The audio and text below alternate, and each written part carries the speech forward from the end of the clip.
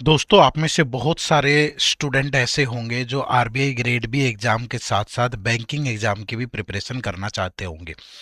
तो इस वीडियो में हम ये जानेंगे कि आरबीआई ग्रेड बी और बैंकिंग एग्जाम के लिए क्या एलिजिबिलिटी होनी चाहिए। डिटेल में डिस्कस करेंगे। सबसे पहले आरबीआई ग्रेड बी के लिए एलिजिबिलिटी, चाहे वो एज लिमिट है या क्वालिफिकेशन है या परसेंटेज का क्राइटेरिया है। फिर एसबीआई प्योर क्लर्क के लिए क्या एज लिमिट और एजुकेशन क्वालिफिकेशन होनी चाहिए। फिर आईबीपीएस प्योर आईबीपीएस क्लर्क के लिए क्या रिक्वायरमेंट है। और फिर आरआरबी प्योर आरआरबी क्लर्क के लिए कौन लोग अप्लाई कर सकते हैं। इसलिए इस वीडियो को एंड तक जरूर देखिएगा। वीडियो शुरू करने से पहले मैं ये भी बता दे रहा हूं कि अगर आपको आपका इनमें से कोई भी एग्जाम टारगेट है, कोई भी एग्जाम, तो आपको उनके प्रीवियस ईयर पेपर का एनालिसिस सबसे पहले करना चाहिए। क्यों? क्योंकि प्रीवियस ईयर पेपर आपको ये आइडिया देते हैं कि एग्जैक्ट लेवल ऑफ क्वेश्चन क्या रहता है, ईयर बाय ईयर कैसे ट्रेंड चेंज हो रहा है। और इन सभी एग्जाम के प्रीवियस ईयर पेपर आपको इसी वीडियो के डिस्क्रिप्शन में जाकर के लिंक मिलेगा, वहां से आप डाउनलोड कर सकते हो, वो भी फ्री में। तो ये फ्री पीवाईक्यू आप जरूर डाउनलोड कर लीजिएगा। ठीक है, चलिए वीडियो को शुरू करते हैं।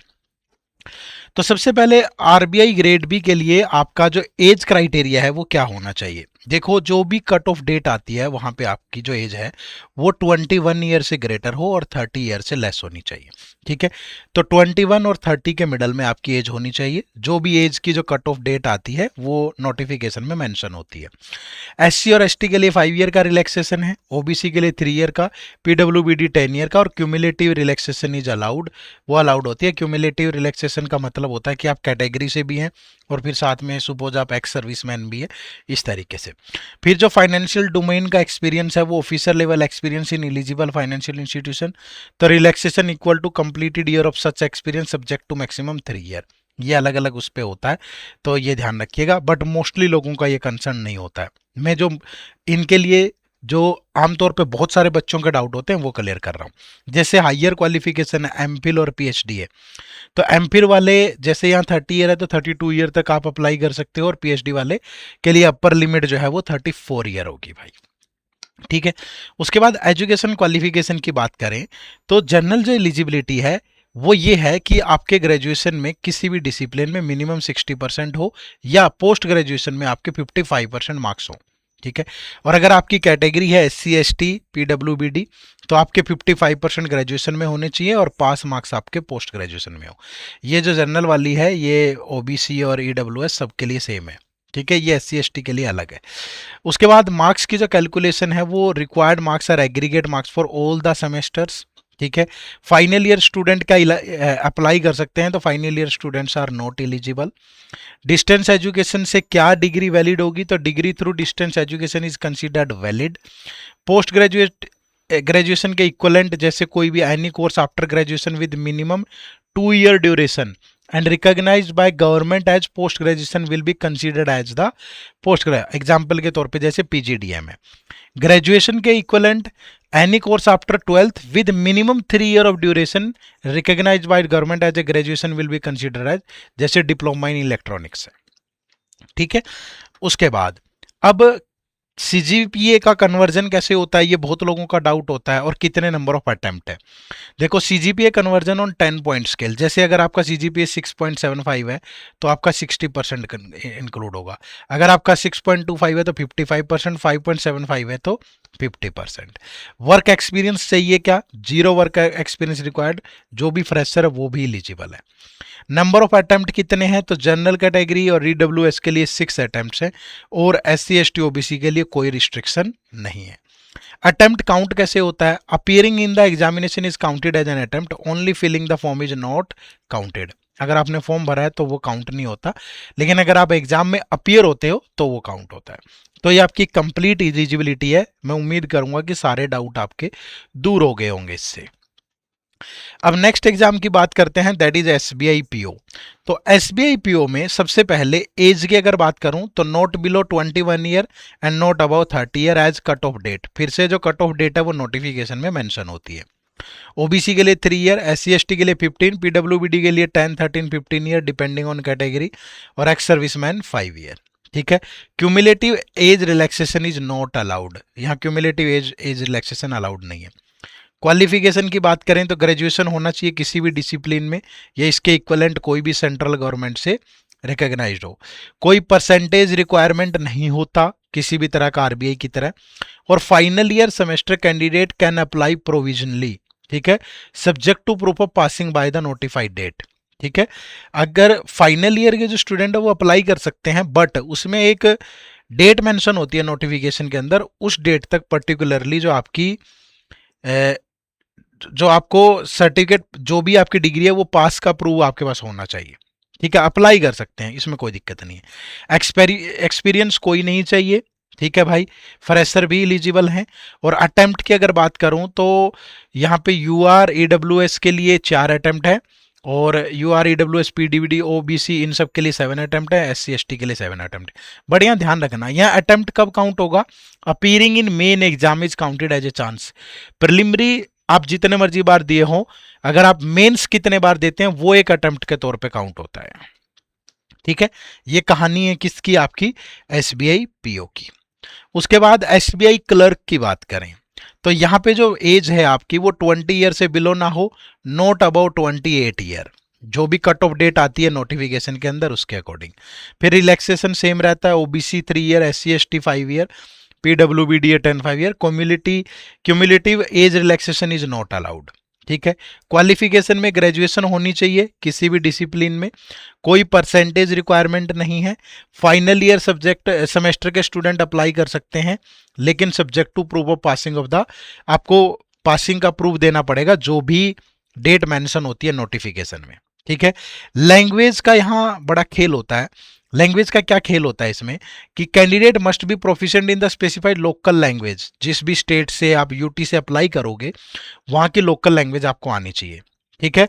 Local language test is a part of the selection. अगर किसी कैंडिडेट के पास, जिस भी स्टेट से आप अप्लाई कर रहे हो वहां की लोकल लैंग्वेज आपके पास 10th में और 12th में कोई प्रूफ है, तो फिर आपको वो लोकल लैंग्वेज टेस्ट नहीं देना पड़ेगा। सपोज आप हरियाणा से अप्लाई कर रहे हो तो लोकल लैंग्वेज हिंदी है, तो आपने 10th में या 12th में हिंदी पढ़ी हुई है, तो फिर आपको वो टेस्ट नहीं देना पड़ेगा, ठीक है। एक्सपीरियंस की बात करूं तो कोई भी वर्क एक्सपीरियंस नहीं चाहिए, फ्रेशर एलिजिबल है। अटेम्प्ट की बात करूं तो कोई फिक्स लिमिट नहीं है, आप जितनी मर्जी बार चाहें अटेम्प्ट दे सकते हैं, लेकिन एक कैंडिडेट सिर्फ एक ही स्टेट से या यूटी से अप्लाई कर सकता है, ठीक है। ये ध्यान रखिएगा, तो जब भी फॉर्म फिल करें ना उस टाइम ध्यान रखा करो आप।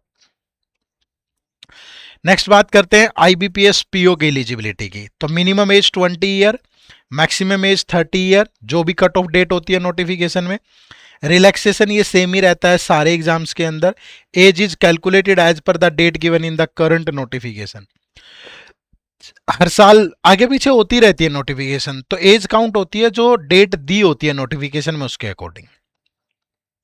क्वालिफिकेशन क्या है, कोई भी ग्रेजुएशन, ठीक है, डिग्री, ग्रेजुएशन डिग्री या इसके इक्वलेंट, कोई भी मिनिमम परसेंटेज रिक्वायर्ड नहीं है, ठीक है। Candidate must valid marksheet, degree certificate as per the notification. यहाँ भी फाइनल ईयर जो स्टूडेंट है वो अप्लाई कर सकते हैं, बट आपको जो भी डेट दी होती है ना उस टाइम पे अपना सबमिट करवाना होता है, ठीक है।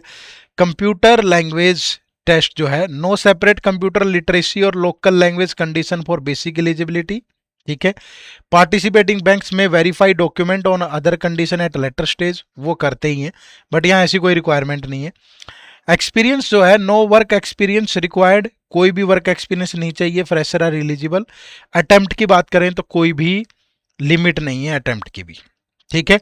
तो बहुत सिंपल है, आप आराम से समझ सकते हैं। आईबीपीएस क्लर्क की बात करें तो मिनिमम एज की बात करूं तो मिनिमम एज होनी चाहिए 20 ईयर, मैक्सिमम एज 28 ईयर, जो भी नोटिफिकेशन में डेट दी हो। जो एज रिलैक्सेशन है वो OBC 3 year, S C S T 5 year, PWD 10 year, other categories as per the notification जो हो। जो भी नोटिफिकेशन में डेट दे रखी होती है उसी डेट के अकॉर्डिंग आपकी एज को देखा जाता है। क्वालिफिकेशन की बात करूं तो ग्रेजुएशन होनी चाहिए किसी भी डिसिप्लिन में, कोई भी परसेंटेज की रिक्वायरमेंट मेंशन नहीं है, सिर्फ पास होना जरूरी है, ठीक है। और फाइनल ईयर स्टूडेंट अप्लाई कर सकते हैं, बट आपको जो भी डेट दी होती है उस तक अपने पास होने का प्रूफ देना पड़ेगा, ठीक है। Computer literacy, operating and working knowledge of computer system is required, जरूरी है भाई। Certificate, diploma, degree in computer operation और computer ITI as a subject is generally accepted, एक सर्टिफिकेट जरूर चाहिए होता है कंप्यूटर का।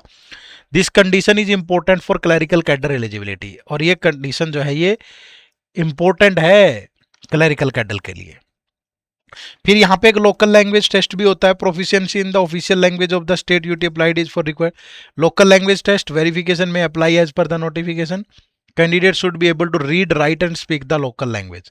सिंपल है, रीड राइट और स्पीक, जिस भी आप उससे अप्लाई करेंगे स्टेट से, ठीक है, वहां की लोकल लैंग्वेज आनी चाहिए आपको। अटेम्प्ट की बात करूं तो कोई भी कंडीशन नहीं है अटेम्प्ट की, जितने मर्जी अटेम्प्ट आप लोग दे सकते हैं, ठीक है। उसके बाद आरआरबी पीओ की एलिजिबिलिटी की बात करें कि कौन अप्लाई कर सकता है, तो एज आपकी अगर 18 ईयर है, बिलो 30 ईयर है तो आप अप्लाई कर सकते हो। यहां सबसे कम एज है भाई, अगर आप 18 ईयर के हो गए हैं तो आप बैंक के किसी एग्जाम में अप्लाई नहीं कर पाएंगे आरआरबी को छोड़ के, ठीक है। तो एससी एसटी ओपीडब्ल्यूडी ये सेम है भाई, commonly referred to as a RRB PO, ठीक है। तो कोई इस तरह की वो नहीं है। एजुकेशन क्वालिफिकेशन की बात करें तो बैचलर डिग्री होनी चाहिए, ठीक है। हालांकि नोटिफिकेशन में ये मेंशन होता है प्रेफरेंस में be given to agriculture, horticulture, forestry, animal husbandry, veterinary science, agriculture engineering, pisciculture, agriculture marketing and cooperation, IT, management, law, economics और अकाउंटेंसी, ठीक है। तो degree preference does not replace the basic graduation required. ऐसा नहीं है कि आपके marks ज़्यादा है तो इनको सेलेक्ट कर लिया जाएगा, नहीं, ये कहने के तौर पे होता है, बट आपकी ग्रेजुएशन है तो आपको आप सेलेक्ट होते हैं तो सेलेक्ट ही है। लैंग्वेज के लिए proficiency in local language is essential, जहां से भी अप्लाई करोगे आप। Computer knowledge awareness is desirable, desirable है ये। Local language apply to the RRB state opted, जहां से भी आप अप्लाई करेंगे। एक्सपीरियंस कोई नहीं चाहिए भाई, ठीक है। Fresher are eligible. Attempt are practically restricted by age eligibility, ठीक है। एज तक, जितनी एज है वहां तक दे सकते हो आप, यहाँ कोई लिमिट नहीं है। उसके बाद आरआरबी क्लर्क की बात करें तो एज होनी चाहिए बिटवीन 18 ईयर टू 28 ईयर। जो रिलैक्सेशन होता है वो कॉमन होता है बैंक में लगभग ही। क्वालिफिकेशन की बात करूं तो यहाँ भी बैचलर डिग्री चाहिए। परसेंटेज की कोई कंडीशन नहीं है भाई, सारे अप्लाई कर सकते हैं, ठीक है।